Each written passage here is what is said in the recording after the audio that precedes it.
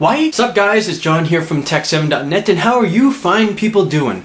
Sorry about my recent absence. I believe everything is okay, right? Cool! And I hope you guys are too, and your weekend was wonderful, filled with gumdrops, lollipops. That sounds unhealthy. Got some cool mobile phonage news for you guys. See how I did that? Phonage. Anyways, so yeah, just sit back and relax and get ready for some super happy mania phonage time. Lots of updates from the big G themselves at Google. They have released Google Shopper for Android OS. How it works is you can take a picture of a product, take a picture of the barcode, or even say the product name and it will automatically list the product and their prices from various online shops. Awesome stuff. This is kind of what I imagine happening. Apple Store, eh? Android. Look for iPad. Purchase. Pocket. Suave. iPad came in today. Awesome, awesome, awesome. Kind of light, but still good.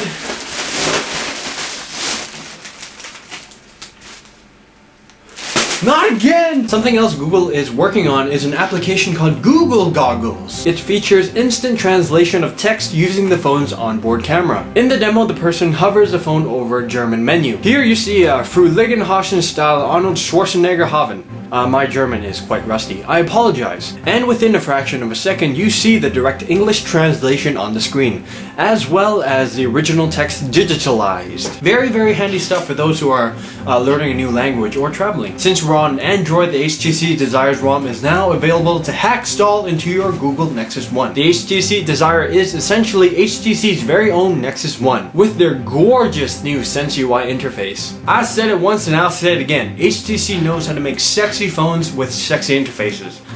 I think that's the first time I ever said that. The ROM seems to work rather flawlessly. It might just be me, but I see a slight bit of lag in the video. Anyways, installation instructions can be found at redmondpie.com.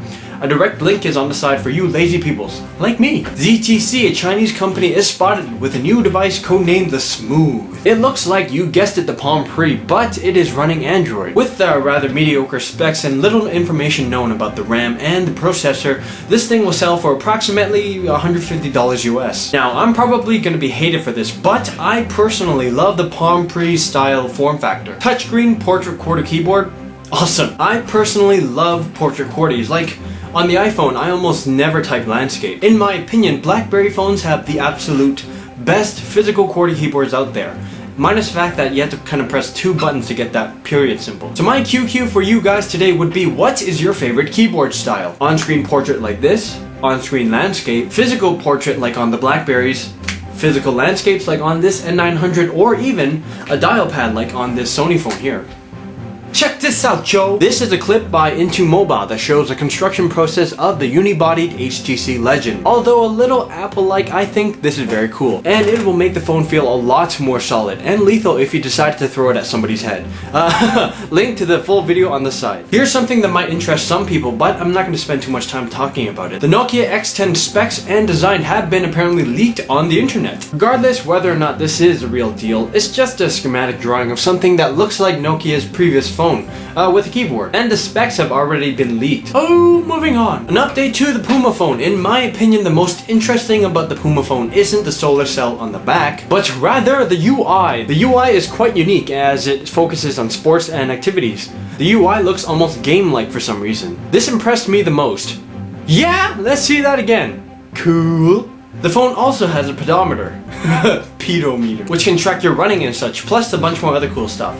The link on the side for the video. One of the trickiest things about touchscreen phones would be reading them in direct sunlight. From what I've seen, the Apple iPhone does this best, even though it doesn't have an AMOLED screen like the Nexus One. That's where Super AMOLED screens come in, as they look stunning in sunlight. Not as beautiful compared to, say, indoor lighting, but much, much better compared to every other phone out there. The colors are still rich and everything is crystal clear and visible. To quote Everything Blacks from Toronto, Samsung should stop making phones and just supply other companies with displays. Totally agree. An update to the iPhone. Apparently the next iPhone might have video calling. A file within the new iPhone's SDK is labeled decline or end video, suggesting that you will be able to do well, just that. Speaking of the iPhone 4G, have you heard of the iSandwich 4G? This is a really cool video where a master chef, I think, creates an iPhone with food. Now that's art. Seriously, check out that video. Linked on the side. Everyone is all pumped for the Vancouver 2010 Olympics. I'm not really into sports, but for some reason I can't stop watching the Winter Games. Go Team Canada! And best of luck to every single athlete competing. You're doing your country very proud, regardless of what place you come in, and I really mean that. For you iPhoners, they've created this official Olympics application where you can see the scheduled events right here. The latest news, all the medals that each country has won so far. US has 24 while Canada has 9. Jeez. And even a direct Twitter feed. The best part about this application isn't the stunning colors, but this. Check this out. This is what happens when you shake it. That's so cute. And every single time you do that, you get a different animation. Look, they're waving. I found this out by accident, but dang, I'm glad I did. Of course, this application is free. Just download it from the App Store. Today's theme of the day would be the Windows 7 theme for your iPhone. This is an extremely detailed and complete theme and adds the latest Windows UI to your phone. It even has a working start menu. Awesome! I have no idea how this works, but definitely check it out. This episode of Phoneage is brought to you by Mobility Fail. Are you alright?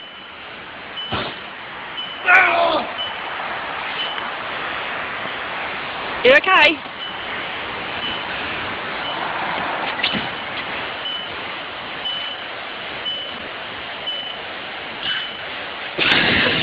The funny thing is, the girl holding the camera didn't even help, which meant for an epic fail video. You go, girl! In regards to last episode's question, I asked, do you think it's useful to have a projector built into your phone? Smith C17 said, projector on a phone? That's crazy talk. And please say, whoop whoop, I like a pie in your Chinese accent. I lived that voice. There, I did it. Flipwell SRK said, if the phone supports Flash, then I guess the lonely people out there can use it to project their favorite prawn sites on the wall. Dirty Decepticon, cool name by the way, said, if my phone had a projector, I'd project Metal Lobster everywhere. Hells yes. Speaking of which, Metal Lobster got some cool exposure when YouTube decided to feature our channel on their homepage a few days ago. Apparently they intended to feature our MWC 2010 video. Whoopsies! Needless to say, I had to disable comments for that video because I got quite a few hateful stuff and yeah. So if you want to see your art featured on this show, please send it to john@tehkseven.net. I hope you guys enjoyed this episode of Phoneage. For free mobile downloadables, check out our main site, tehkseven.net. For all the stuff we've talked about here today, check out the links on the side. This was John from T7 and I will see you guys on Wednesday. Hopefully. Laters! Go Team Canada, go! A special shout out to Andrew Curry of Toronto for sending me this awesome ninja dangly. Apparently this thing is from Japan. Which, let me see. Yeah! Look at him. Look at him go.